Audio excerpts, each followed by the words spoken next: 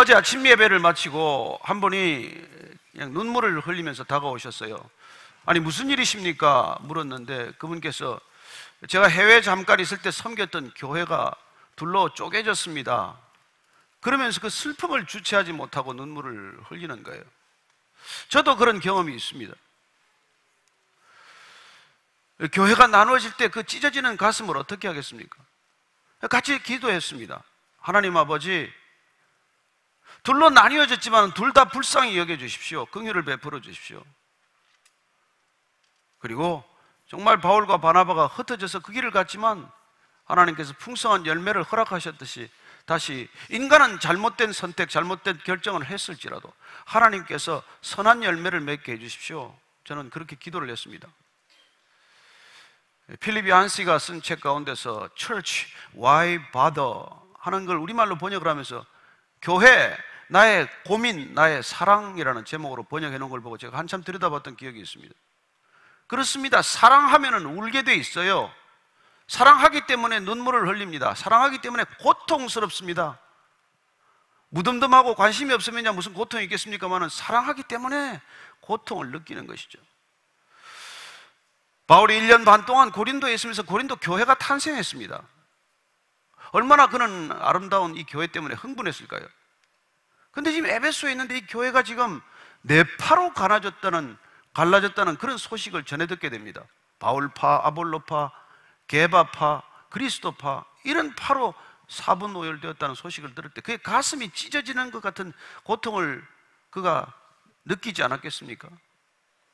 어제 그렇게 눈물로 기도하는 그 한 자매님의 기도보다도 더 큰 기도를 드렸을 것이고 저보다도 훨씬 더 아픈 그런 마음의 고통을 느꼈을 것입니다.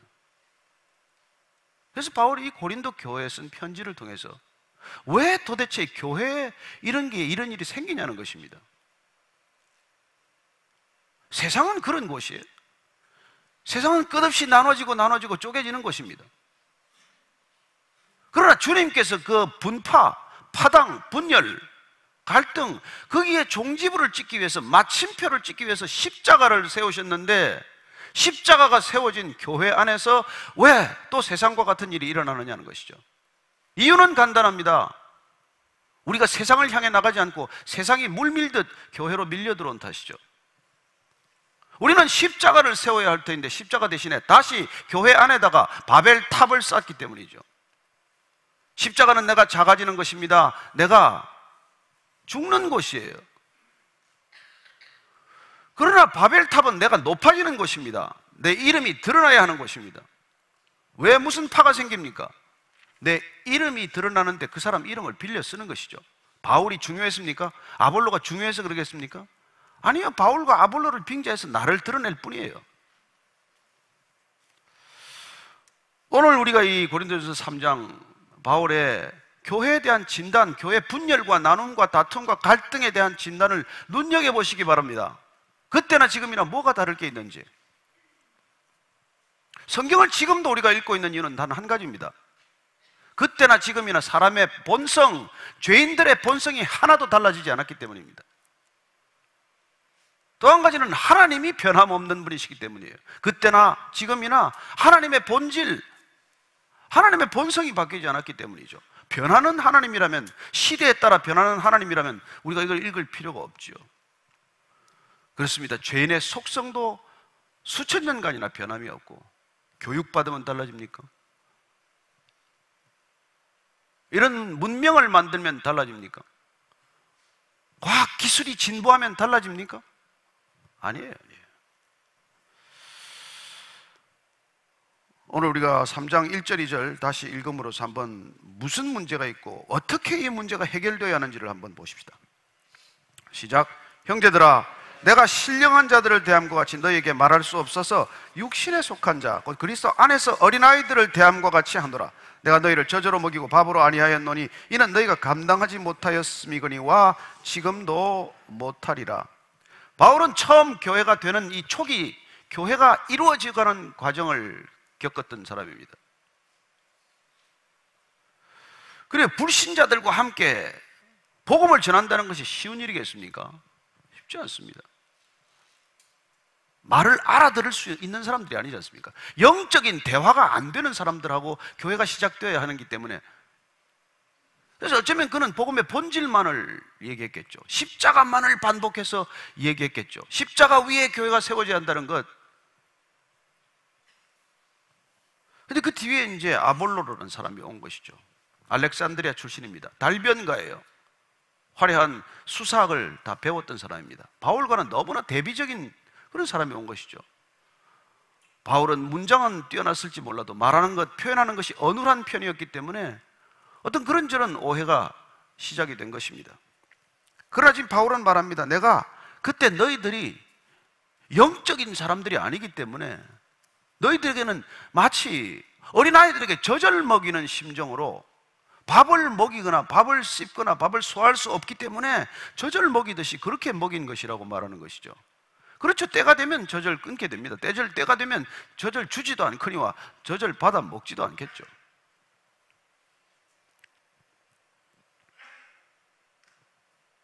근데 오늘 바울은 중요한 표현을 쓰고 있어요. 내가 신령한 자들, 그들을 대함과 같이 너희에게 말할 수 없어서 육신에 속한 자, 너희들을 육신에 속한 자로 대하고 있다는 것을 말씀하고 있습니다. 그래서 신령한 자들과 육신에 속한 자라는 표현이 있는데, 조금 더 쉽게 분명하게 표현을 하면 영적인 사람들과 육적인 사람들이 있다는 거예요. 근데 앞에 2장에 보면은 다른 표현이 나오는데 그건 육의 사람들에 관한 표현인데, 이게 두 가지 표현이 있어요. 육의 사람과 육적인 사람이라고 하죠. 미인과 미인 닮은 사람이 있지 않습니까? 완전히 육의 사람이 있어요. 육의 사람은 아예 하나님을 거부하는 사람입니다. 하나님을 아예 모르는 사람이에요. 그러나 육적인 사람은 하나님을 알아요. 어쩌면 거듭났을 수도 있습니다. 그러나 거듭난 영적인 사람으로서 계속해서 살지 않고 거듭난 생명이 내 안에 있음에도 불구하고 여전히 육의 사람으로 살아가는 사람과 구별하기 위해서 바울은 두 가지 개념, 뉘앙스를 달리 쓰고 있는 것이죠. 육의 사람과 육적인 사람으로 쓰고 있습니다. 그래서 원어를 보면 육의 사람은 프시키코스라고 말하고 있고, 육적인 사람은 사르키코스라는 다른 단어를 쓰고 있어요. 그리고 영적인 사람은 프리마티코스라는 단어를 씁니다. 그는 이 고린도 교회의 분열, 분파, 갈등, 다툼, 이 문제의 원인은 거듭났음에도 불구하고 예수를 주라고 고백하고 세례도 받고 예배도 드리고 기도도 하고 성경도 읽는데 여전히 하나님을 모르는 사람과 다를 바 없이 살아가고 있는 게 문제라는 것이죠. 하나님을 믿는다고 말하지만 하나님을 안 믿는 사람과 뭐가 다를 게 있냐는 것이죠. 어쩌면 오늘날 이 시대에 대해서 이토록 정확하게 진단하는 게 어디 있겠습니까? 썬데이 크리스찬일 뿐이라는 것이죠. 교인으로서의 행사해야 될 때만 잠시 영적인 체하고 영적인 가장, 영적인 그런 모습들을 드러내지만 거기를 잠깐 벗어나면 그냥 전혀 다른 사람과 다를 바 없이 모든 가치관이나 인생관이나 세계관이나 세상과 구별되지 않는 삶을 살아가는 그리스도인. 그래서 그는 영적인 삶을 추구하기보다는 여전히 세상을 따르고 있는 삶을 살기 시작한 것입니다. 그렇다면 교회 오는 목적이 무엇입니까? 예수님을 따라가기 위해 온 것입니까? 아니면 세상을 따라가는데 예수님의 힘이 좀 필요했습니까? 그때나 지금이나 이런 육적인 사람들, 육의 본성을 이기지 못하는 사람들은 세상을 따라가기 위해서 육신의 정욕과 안목의 정욕과 이생의 자랑거리를 위해서 여기 와서 예수님의 힘, 예수 공동체의 힘, 그리스도인들이 가지고 있는 네트워크의 힘, 이런 것들이 필요해서 오는 사람들이 있다는 것입니다. 그들이 들어오면 당연히 영적인 삶을 추구하지 않기 때문에 보이는 것이라곤 하나님이 보이는 것이 아니라 성령님이 운행하시는 교회가 아니라 사람들이 움직이는 교회만 보는 것이죠. 누가 실세인가, 여기는 누가 힘이 있나? 어떤 사람이 여기는 두드러지나? 자연히 파벌이 생기겠죠. 안 생기면 이상하죠. 그래서 바울이 지금 이렇게 진단합니다. 3절입니다. 시작. 너희는 아직도 육신에 속한 자로다. 너희 가운데 시기와 분쟁이 있으니 어찌 육신에 속하여 사람을 따라 행함이 아니요. 너희들이 여전히 영적인 삶을 추구하지 못하는 까닭, 그 증세를 어떻게 알 수 있다고 말합니까? 시기와 분쟁이 여전히 이곳 안에 있다는 거예요. 다행히 이 교회는 제가 없다고 믿고 있습니다. 저를 시기하십니까?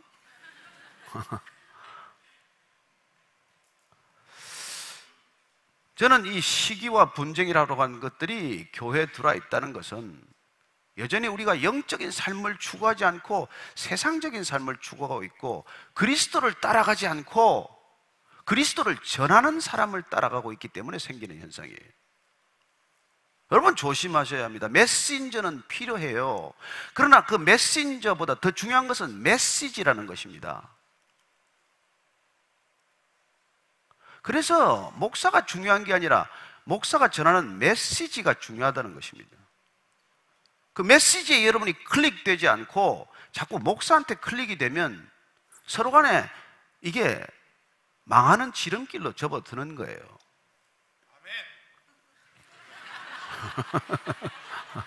안 망하게 되기를 바랍니다. 여러분 옷장에 옷걸이가 왜 걸려 있습니까? 옷장에 옷걸이가 걸려 있는 건 옷이 중요해서 거기에 있는 거예요. 옷걸이가 중요해서 떡하니 옷장에 있는 게 아닙니다. 옷이 중요하기 때문에 옷이 걸린 옷걸이가 거기에 있어야 하는 것이고, 그리고 그 옷걸이는 무슨 옷이 걸리건 갈등해서는 안 되는 것이죠. 저는 저와 여러분들이 정말 이 베이직 교회를 지난 몇 년간 우리가 같이 섬기면서 같이가 교회가 되고자 애를 쓰면서 주님 한 분만을 바라보고 여기까지 왔다고 믿습니다. 그래서 이게 메신저는 언젠가 사라져야 하는 존재인 것입니다. 메신저가 사라져더라도 여러분들이 주님의 메시지에 붙들려 있으면 아무 문제가 없어요. 아무 문제가 없다는 것입니다. 그래서 지금 고린도 교회에서 이렇게 말을, 어떤 이는 말하되 나는 바울에게라 하고 다른 이는 나는 아볼로에게라 하니 너희가 육의 사람이 아니고 무엇이겠느냐? 나는 바울에게 속한 바울파요, 또 어떤 이는 나는 아볼로에게 속한 아볼로파다. 그래서 앞에 2장을 보면은 이게 4개 파로 갈려졌는데 오늘 바울이 지금 3장에서 바울과 아볼로파로 압축하는 걸 보니까 분위기가 대충 짐작이 돼요. 가장 강력한 파가 2개 있는 것이죠. 이 아볼로파가 생긴 이유는 아볼로가 와서 워낙 탁월한 설교를 하니까 이제 그쪽에 클릭이 된 거예요. 야, 역시 아볼로가 낫다. 사람은 수사학을 배워야 돼. 그래도 적어도 이게 스펙이 좀 있어야 돼. 뭐 이런저런 얘기들이 오고 갈 거예요. 입만 열면 자꾸 아볼로 얘기를 하니까 아볼로에게 클릭이 된 사람은 좋지만 아볼로 또 설교가 마음에 안 들어오는 사람도 있어요. 왜냐하면 조금 나이 드신 분들은 그래도 바울이 말이야, 이 교회 그래도 담임 목사였는데 어떻게 목사가 바뀌자마자 그 편에 서냐. 그래서 우리가 그래도 바울의 교회나 마찬가지인데, 이 교회가. 그래서 아볼로가 무리를 짓는, 아볼로를 칭송하고 아볼로를 따르는 성도들이 무리를 짓자 말자 바울을 그리워하고 바울에게 여전히 마음을 갖고 있는 사람들이 또 무리를 짓는 거예요. 바울이 비록 떠났지만은 그가 우리에게 어떻게 사역을 하고 떠났는데 우리가 그를 배신할 수 있느냐? 그리고 말은 화려한데 바울은 진심이 느껴지지 않았느냐? 저 달변인데 그렇게 진심이 느껴지냐? 뭐 이런 얘기들이 이제 오고 가고 할 수 있겠죠. 그러니까 이쪽 저쪽 다 싫은 사람들은, 야, 주님께서 내가 이 교회를 갖다가 베드로 위에, 게바 위에, 반석 위에 짓겠다고 했는데 팔을 하려면 게바 팔을 해야지. 여러분, 파라는 건 하나 생기는 순간 다른 파를 불러들이는 일을 하는 것입니다. 이게 정치권에서 일어나는 일이고 인간이 살아가는 세상 속에서 하는 거예요. 그게 문화예술계건 그게 무슨 체육계건 학계건 무슨 의료계건 파가 하나 생기면은 수많은 파가 생기게 돼 있어요. 왜요? 그게 내가 판단자가 되었기 때문이죠. 여러분, 에덴 동산에서 다 해도 좋은데 내가 선과 악을 알게 하는 나무의 과실은 먹지 말아라. 먹었어요. 눈이 밝아져서 하나님같이 되었어요. 자, 하나님같이 되는 것을 하나님이 왜 금하게 하셨습니까? 생명나무를 또 따먹고 영생할까 두려워하노라. 여러분, 판단자가 된다는 것은 분별하는 것과는 달라요. 아, 여기 사람이 몇 명 모였구나. 그건 분별이에요. 근데 이 사람들이 다 뭐하러 왔지? 악한 자들이? 이건 판단에 속하는 영역이에요. 그렇게 판단이란 궁극적으로 왜 주님께서 판단하지 말라냐면 나는 옳고 너는 틀렸다가 판단하지 말라는 이유예요. 나는 선이고 너는 악이다라고 생각하는 삶의 태도가 고착화되는 것이야말로 살인의 동기가 된단 말이에요. 그래서 선과 악을 판단하기 시작하면 한순간에 혼란스러워지고 이 세상은 걷잡을 수 없는 파멸을 향해 치닫기 때문에 주님께서 하지 말라고 그러는 거예요. 그리고 문제는 내가 선이고 내가 악이라고 말하는 가장 그 뿌리에 들어가면 그건 내가 하나님같이 전능자가 되어 있다는 교만과 착각에서 비롯되는 것이죠. 그러니까 나는 아볼로파가 되는 순간 바울파는 이제 없어져야 돼. 싫은 거예요. 한 교회가 될 수 있나요? 주님께서 이걸 없애기 위해서 십자가를 지셨는데 그 십자가를 일껏 설교했는데도 불구하고 이런 현상이 나타날 만큼 인간의 죄성은 강력하고 사단은 밀가루 듯이 까분다는 것입니다. 여러분, 우리가 에베소서를 한번 보겠습니다. 에베소서 2장 13절에서 18절까지 한번 쭉 읽겠습니다. 에베소서 2장 14절에서 18절까지. 자, 같이 읽습니다. 시작. 이제는 전에 멀리 있던 너희가 그리스도 예수 안에서 그리스도의 피로 가까워졌느니라. 그는 우리의 화평이신지라. 둘로 하나를 만드사 원수된 것 곧 중간에 막힌 담을 자기 육체로 허시고 법조문으로 된 계명의 율법을 폐하셨으니 이는 이 둘로 자기 안에서 한 새 사람을 지어 화평하게 하시고 또 십자가로 이 둘을 한 몸으로 하나님과 화목하게 하려 하심이라. 원수된 것을 십자가로 소멸하시고 또 오셔서 먼데 있는 너희에게 평안을 전하시고 가까운 데 있는 자들에게 평안을 전하셨으니 이는 그로 말미암아 우리 둘이 한 성령 안에서 아버지께 나아감을 얻게 하려 하심이라. 여러분, 주님은 화평이십니다. 십자가는 화해를 위한 것입니다. 하나가 되게 하시는 것입니다. 그러니까 십자가란 하나 되게 하는 놀라운 하나님의 선물인데 그 선물을 받고 하나 된 것이 아니라 또 쪼개졌다, 또 갈라졌다. 이게 말이나 되냐는 것이죠. 십자가를 세워놓고 안에서 바벨탑을 쌓지 않는 이상 어떻게 그런 일이 일어날 수 있냐는 것입니다. 그게 바울의 진단이에요.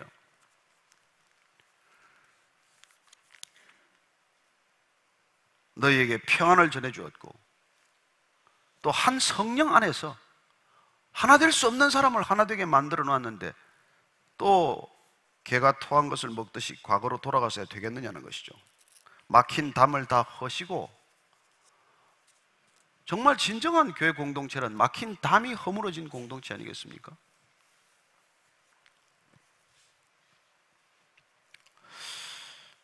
그래서 오늘 이 바울이 작심하고 얘기하는 거예요. 너희들이 메신저를 빙자해서 팔을 만들었지만, 그러면 너희들이 그렇게 팔을 만든 빌미를 준 사역자들이란 누구냐? 뭐 하는 사람들이야 도대체? 바울은 누구고 아볼로는 누구냐?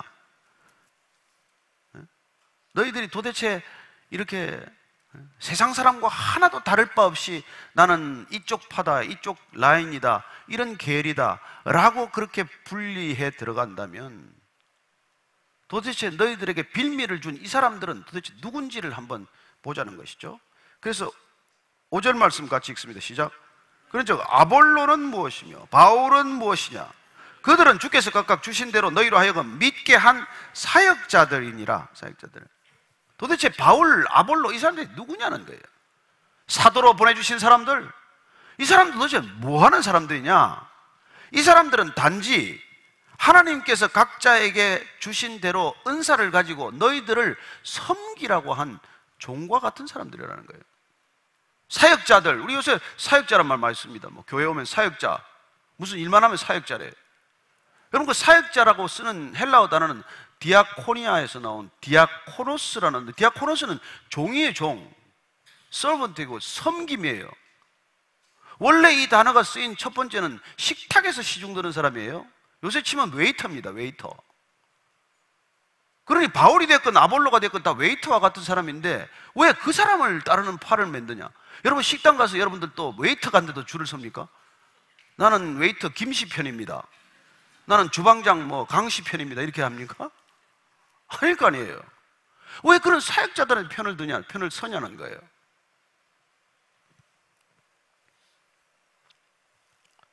그래서 지금 바울은 본인이 가리키는 예수님을 바라보아야지 나를 바라보면 어떠냐는 것이죠. 근데 우리가 자꾸 손가락만 받아보고 손가락이 가리키는 걸 안 보잖아요. 그래서 견지망월이다 이런 말이 생기지 않았습니까?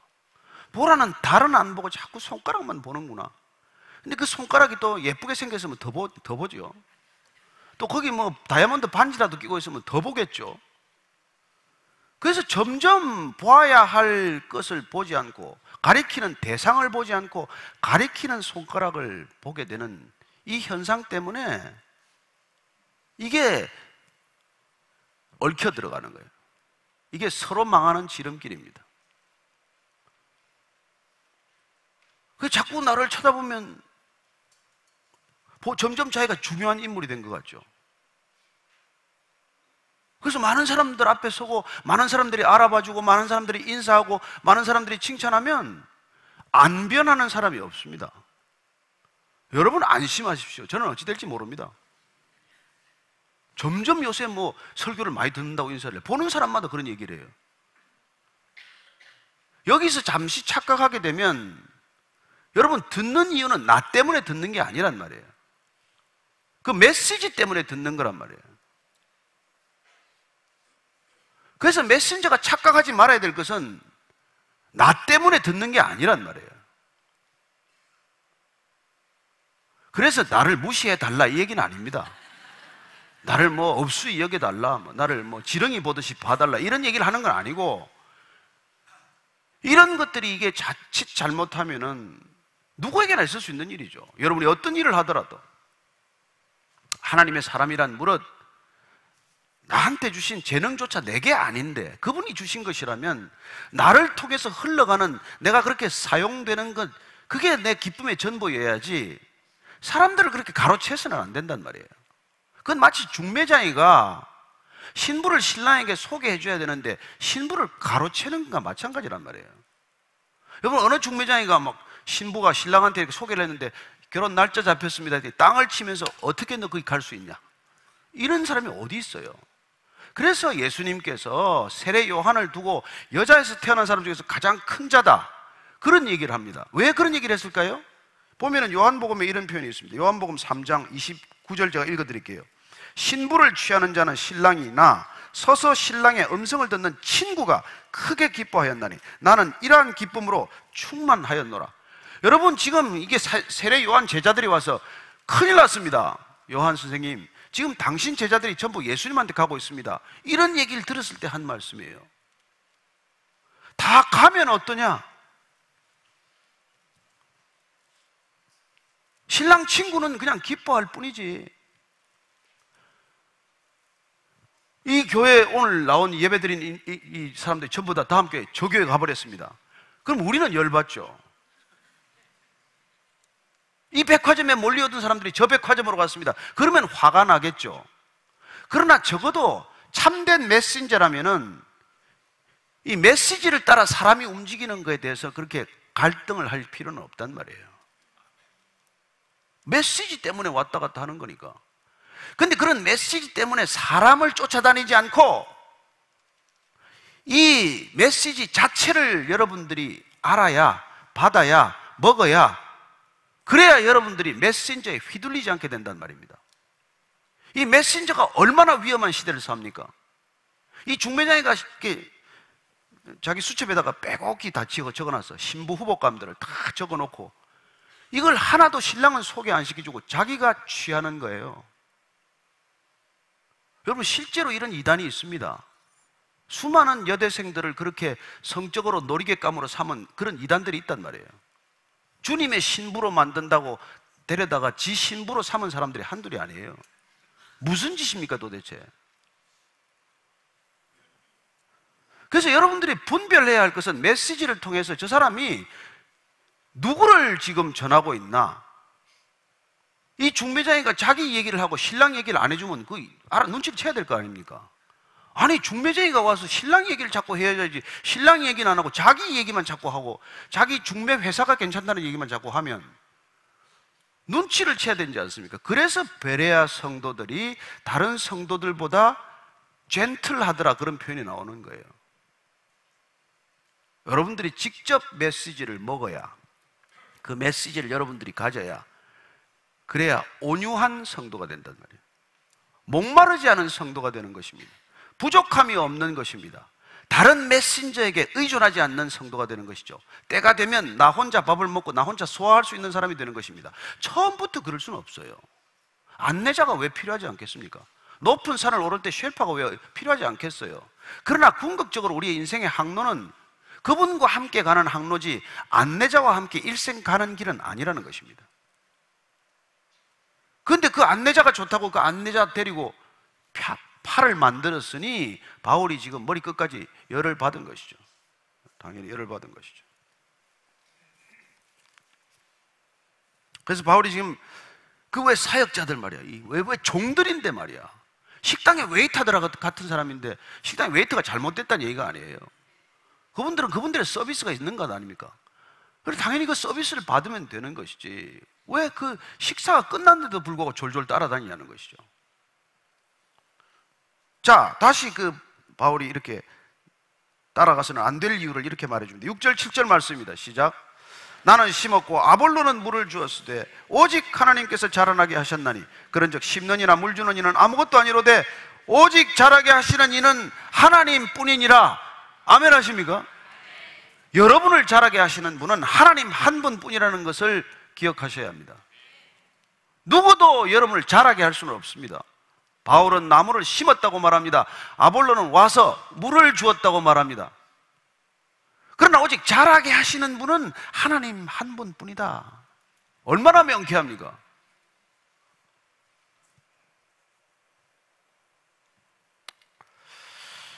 그리고 심는 이나 물 주는 이나 다 한 가지다.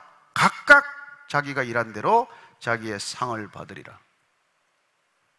여기 자칫 잘못하면 일한 만큼 상을 받는다고 오해하기 쉬운데, 그렇게 되면 여러분 말하는 우리가 우려하는 공로주의가 돼요. 요걸 자칫 잘못하면 굉장히 악용할 수가 있는 소지가 있어요. 그래서 열심히 하십시오. 여러분들 헌신하고 봉사한 만큼 상 받습니다. 이건 여러분 성경적이지 않아요. 이건 그 얘기가 아니에요. 심는 이나 물 주는 이는 다 같이 구원을 위해서 일하지만 그렇게 구원을 위해서 우리가 살아가는 만큼 구원이 우리의 삶을 통해서 누려질 것이라는 얘기예요. 여러분, 어떤 사람은 핸드폰을 가지고 별의별 앱을 다 깔아서 훌륭하게 쓰는 사람이 있어요. 근데 우리 같은 사람은 뭐 시계나 보고 뭐 깜깜할 때 불이나 켜서 보고 이게 전부 아니에요. 그럼 핸드폰을 누리는 건 내 수준에서밖에 못 누리는 거예요. 핸드폰은 나한테 상을 많이 준 게 아니잖아요. 이 많은 용도를 다 놓고 그냥 불이나 켜고 이거나 하니 우리가 받은 것이 많으면 많은 만큼 우리는 살아내게 됩니다. 그래서 내가 뭘 받았는지를 알고 내가 어떻게 구원받았는지를 알고 구원받은 가치를 알면 우리는 전혀 다른 삶을 살기 시작하는 것이죠. 그래서 우리가 뭐 내 잔이 넘치나이다. 사망의 음침한 골짜기를 지날지라도 나는 전혀 해를 두려워하지 않습니다. 이런 구원의 누림이 나오는 것이란 말이죠. 그건 이미 상을 받은 거예요, 여러분. 죽어서 상을 받는 게 아니라 우리는 상을 받기 위해서, 구원받기 위해서 걸어가는 존재가 아니에요. 구원받은 감격이 너무 커서 그냥 이렇게 살아가는 거예요. 더 많은 상이 필요해서 우리가 헌신하는 게 아니라는 것입니다. 여러분들이 더 많은 상급을 받기 위해서 주일 성수를 하는 게 아니라는 거예요. 제가 예전에 우리 청담동, 요새는 뭐 그런 건 제가 못 봤습니다. 보면 아침부터 저녁까지 계속 교회를 맴도는 사람이 있어요. 안 가고 또 이 예배 드리고 또 이 예배 드리고. 왜 같은 설교하는데 저렇게 안 가고 저렇게 듣고 있나? 뭐 좋아서 어쩔 줄 모르는 거예요. 그 사람은 이미 이렇게 충분히 구원을 누리고 있는 것이고, 뭐 제 눈에 들려고 그렇게 1부, 2부, 3부, 4부 이게 있는 게 아니에요. 그냥 주님이 좋아서 그냥 그러고 있는 거예요. 근데 어떤 사람은 그럴 수 있겠죠. 내 눈에 들려고 1부도 와서 여기 앉아있고, 뭐 2부도 와서 여기 앉아있고, 계속 뭐. 누가 뭐 저기 결혼할 때 그 신부의 마음을 얻기 위해서 막 성경책에다가 쫙 줄을 다 그었대요. 읽어보지도 않았는데. 줄만 뭐, 그 크리스찬 신부를 얻기 위해서 마음을 얻으려고. 그리고는 끝에다가 또 아멘, 아멘, 아멘 써놓고. 거의 속아가지고 결혼해가지고 큰일 날 뻔했어요. 저는 여러분들이 영적 분별력을 갖게 되기를 바랍니다. 영적인 건 가장 할 수는 있지만 오래 못 갑니다. 저는 여러분들이 정말 영적인 눈을 뜨고 분별력을 가지고 이걸 가려내야 된다는 것이죠. 그래서 저 메신저가 과연 진짜 메시지를 얘기하고 있나? 아니면 자기 생각, 자기 신념, 자기 목적, 자기 계획을 계속 얘기를 하고 있나? 그걸 여러분들이 분별해서 아니면 빨리 과단성 있게 떠나야지, 결정을 해야죠. 그래서 저는 여러분들이 1년을 이 교회 와서 설교를 들었는데 아무 변화가 없습니다. 그럼 조용히 떠나라 그럽니다. 아니 아무 변화도 없는데 여기 왜 그 자리를 차지하고 있어요? 내 삶의 변화가 일어나지 않고 있다는 건 지금 메시지가 지금 나한테 지금 전달이 안 됐다는 것이고, 그 메시지가 나 밑에서 뿌리를 내리고 싹을 내리고 열매가 없다는 얘기인데, 근데 왜 여기 있냔 말이에요. 그런 만한 곳을 찾아야죠. 그럴 만한 곳을. 얼마나 산다고 지금 뭐 이 한 교회에서 그냥 시간을 보낼 일이 뭐가 있어요. 근데 그것도 제가 때는 여기 갔다 저기 갔다 해봐야 습관 때문에 그게 안 되니 주님께서는 그건 네 밭에 문제가 있는 거야. 네가 돌짝밭이고 길가밭이고 가시덤불 밭이라서 문제가 있지, 네가 옥토밭이 되어봐. 그러면 말씀의 씨앗이 뿌려지면 60배, 100배 열매가 될 거야. 그 얘기를 해주시는 것이죠. 오늘 저는 우리가 이 말씀을 기억하게 되기를 바랍니다. 모든 사역자들은 하나님께서 주신 은사를 가지고 섬기는 자일 뿐이지 잘하게 하시는 분은 저 사람들이 아니고 오직 하나님이다. 이걸 여러분들이 분명히 알고 가게 되기를 바랍니다. 그래서 누구건 여러분 사람을 우상시하지 마십시오. 이 시대가 아이돌의 시대 아닙니까? 누구든지 우상으로 만들어버려요. 그리고 그 뒤에 줄을 서요. 조금 능력이 나타났다, 무슨 조금 뭐 사람들이 모이기 시작한다, 그러면 그 뒤에 그냥 쭉 줄을, 마치 체면에 걸린 사람들처럼 그 뒤에 줄을 서기 시작합니다. 망하는 지름길이에요. 망하는 지름길. 9절 이하를 읽습니다. 시작. 우리는 하나님의 동역자들이여 너희는 하나님의 밭이요 하나님의 집이니라. 내게 주신 하나님의 은혜를 따라 내가 지혜로운 건축자와 같이 터를 닦아두며 다른 이가 그 위에 세우나 그러나 각각 어떻게 그 위에 세울까를 조심할지니라. 이 닦아둔 것 외에 능히 다른 터를 닦아둘 자가 없으니 이 터는 곧 예수 그리스도라. 지금 아볼로가 뒤에 와서 사람들이 파가 생겼지만 바울은 그때는 내가 터를 닦았다는 거예요. 오직 그 터를 닦았는데 그 터는 곧 예수 그리스도다. 사람의 터가 아니라 오직 예수님만을 그 터로 이렇게 만들어 놓은 것이죠. 자, 그 터 위에, 그 견고한 터 위에 집을 어떻게 지을 것일까? 예수님도 터 얘기를 많이 하지 않았습니까? 반석 위에 집을 지어라. 모래 위에 집 짓지 말아라. 쉽다고 모래 위에 집을 지었다가는 바람이 불고 창수가 밀어닥치면 그 집은 허물어지고 만다. 그러니까 힘들더라도 반석의 기초 위에 집을 지어라. 여러분, 예수 그리스도를 반석으로 삼고 그 기초 위에 짓지 않으면 우리는 어려움을 만나면 순식간에 허물어지는 것을 경험합니다. 그래서 그 뒤에 건축 재료에 관한 얘기가 나오는 것이죠. 지금 건축 재료 얘기가 나옵니다. 12절 이하를 읽습니다. 시작. 만일 누구든지 금이나 은이나 보석이나 나무나 풀이나 지프로 이 터 위에 세우면 각 사람의 공적이 나타날 터인데 그날 이 공적을 밝히리니 이는 불로 나타내고 그 불이 각 사람의 공적이 어떠한 것을 시험할 것입니다. 만일 누구든지 그 위에 세운 공적이 그대로 있으면 상을 받고 누구든지 그 공적이 불타면 해를 받으리니 그러나 자신은 구원을 받되 불 가운데서 받은 것 같으리라. 재료가 두 가지예요. 금이나 은이나 보석이 있고 나무나 풀이나 짚이 있습니다. 문제는 겉보기는 멀쩡하고 집처럼 보이는데 드디어 불이 나면 어떻게 됩니까? 한쪽은 흔적도 없이 사라지는 것이죠. 한쪽은 견고하게 그 형태를 유지하고 있을 것입니다. 그래서 어느 목사님이 평생을 목회하고 나서 나는 그냥 헛목회를 했습니다. 회개합니다 그래요. 왜 그러시는데요? 제가 40몇 년간 설교를 했는데 우리 성도가 하나도 달라지지 않았습니다. 변화가 없습니다.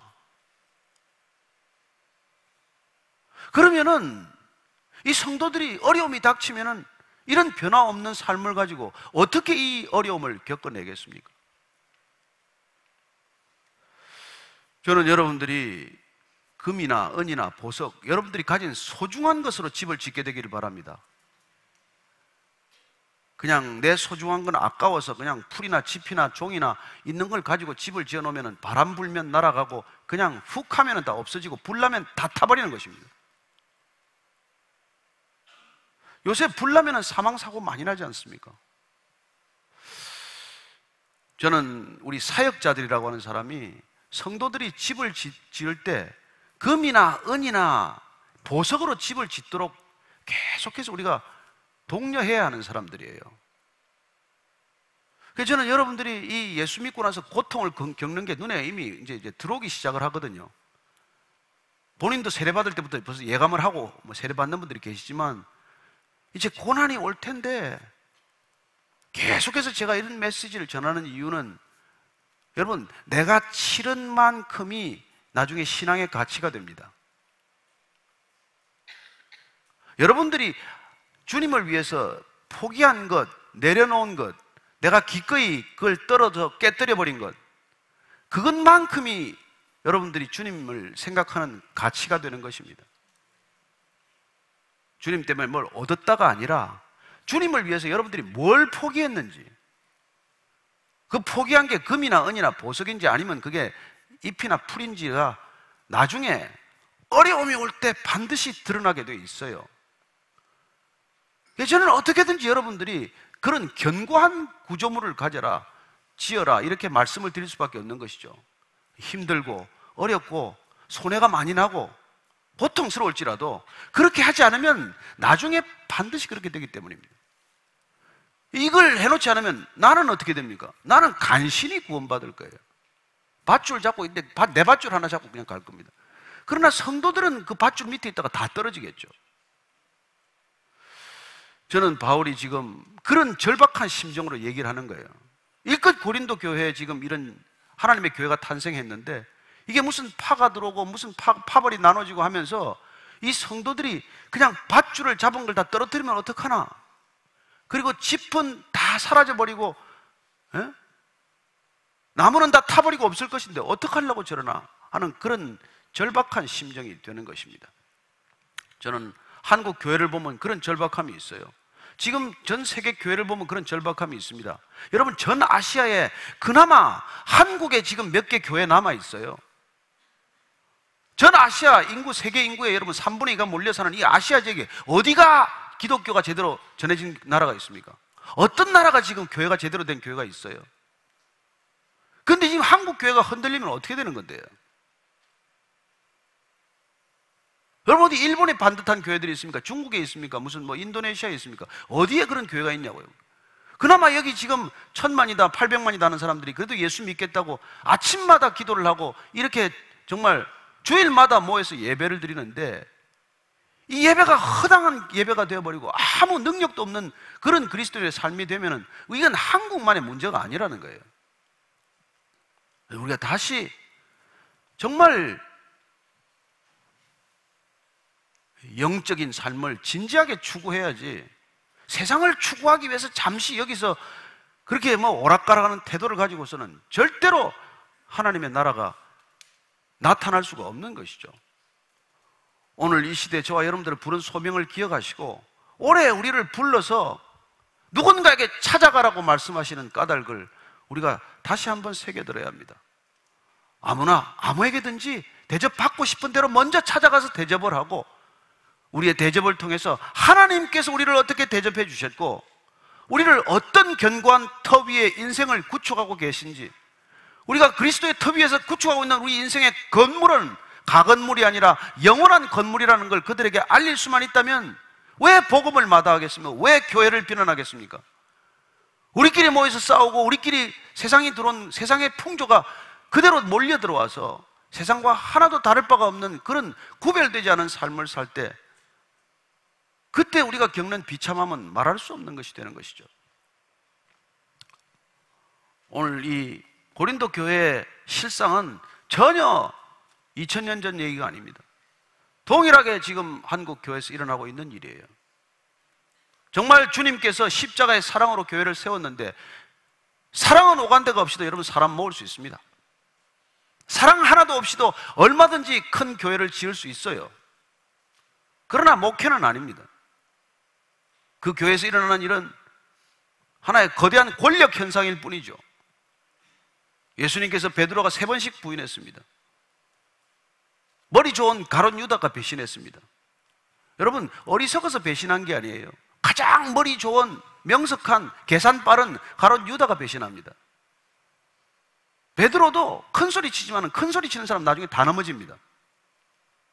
그 넘어진 베드로를 찾아와서 3번씩이나 묻는 것은 너 목회 잘할 수 있니 없니가 아니라 내가 나를 사랑하느냐 묻는 거예요. 여러분, 주님 사랑하지 않으면 사람 편에 서게 되어 있습니다. 주님 사랑하지 않으면 교회를 키우게 되어 있어요. 주님 사랑하지 않으면 여러분 무슨 짓을 할지 모릅니다. 속지 마십시오.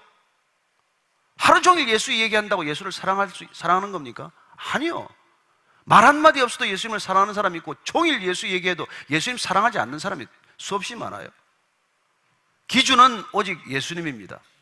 기준은 메신저가 아니에요. 제가 하루 종일 예수님 얘기한다고 저를 바라보지 마십시오. 예수님을 바라보셔야 합니다. 예수에 대해서 가르치는 사람, 예수님을 설교하는 사람, 그 사람이 기준이 아니고 그 사람이 여러분이 따라가야 할 목표가 아니라는 것입니다. 저는 오직 여러분들이 올해도 예수님 붙들고 한 해를 시작하기를 원하고, 그리고 그분과 함께 갈 때 여러분들은 담대한 걸음이 될 것이고, 누군가를 대접하러 갔을 때 내가 대접하는 것이 아니라 주님이 대접하는 것 같이 그분을 대접하게 될 것임을 믿습니다. 그때 그분은 주님께 클릭이 될 것입니다. 그때 그분은 주님을 만나게 될 것입니다. 저와 여러분들이 그렇게 복된 통로 되기를 축복합니다. 같이 오늘 기도할 때 주님 한 해 동안도 그렇게 살겠습니다. 한번 우리 교회가 그렇게 쓰임받도록 축복해 주십시오. 한번 같이 조용히 기도하겠으면 좋겠습니다. 같이 기도하겠습니다. 하나님 아버지, 정말 바울이 고린도 교회를 향한 찢어지는 가슴을 저희들이 함께 느낄 수 있습니다. 하나님, 어떻게 십자가 위에 세운 교회가 바울파, 아볼로파, 게바파, 그리스도파로 나눠질 수가 있느냐? 내가 너희들을 위하여 십자가를 지었느냐? 내가 너희들에게 세례를 그렇게 주었느냐? 무엇 때문에 내 이름으로 줄을 서느냐? 그렇게 말하는 바울의 심정, 교회를 향한 그의 고민, 교회를 향한 그의 사랑, 교회를 향한 그의 헌신, 교회를 향한 그의 눈물, 그 모든 것들이 우리의 눈물이 되게 하시고 우리의 가슴이 되게 해 주옵소서. 주님께서 우리 영혼이 잘된 같이 범사에 잘되기를 원한다고 하셨는데, 우리가 영혼이 잘되기 앞서서 우리가 먼저 세상처럼 잘되기를 원하는 것을 구하지 않게 하시고, 먼저 영혼이 잘되기 위해서 우리가 날마다 영적인 삶을 추구하는 진지함이 있게 하시고, 목숨을 거는 열심이 있게 하시고, 그리고 그러나 그 열심이 나를 위한 열심 되지 않게 하여 주옵소서. 하나님, 살아계신 하나님 아버지, 처음에는 열심으로 시작했는데 그 나의 열심이 그만 나를 위한 열심이 되고 말았습니다. 주님, 다시 한번 주 앞에서 나를 내려놓게 하시고, 나는 그리스도의 십자가 앞에 죽게 하시고, 오직 내 안에 사느니 그리스도 예수라는 고백, 진실한 고백 되게 하여 주옵소서. 그리하여 이 교회가 발걸음을 옮기는 곳마다, 누군가를 찾아가는 곳마다 복음의 역사, 생명의 역사, 놀라운 성령의 열매가 있게 하여 주옵소서. 예수님 이름으로 기도합니다. 아멘.